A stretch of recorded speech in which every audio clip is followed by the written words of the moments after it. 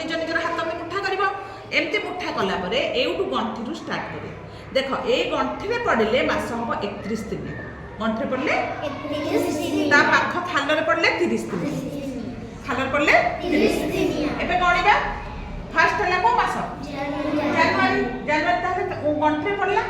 31 तापर फेब्रुआरी खाल पड़ला फेब्रुआरी आम 30 कि फेब्रुआरी सब 28 दिन ठीक है 28 जनवरी फेब्रुआरी पर मार्च गंठी पड़ला केते दिनिया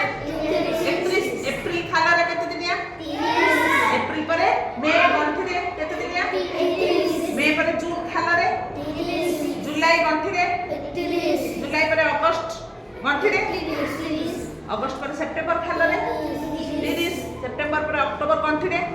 31 अक्टोबर पर नवेम्बर खाला रे 30 नवेम्बर पर डिसेंबर गंठी रे 31 तेणु आमर गंठी रे जो मास पड़ो 31 दिनिया ए खाल पड़े 30 दिनिया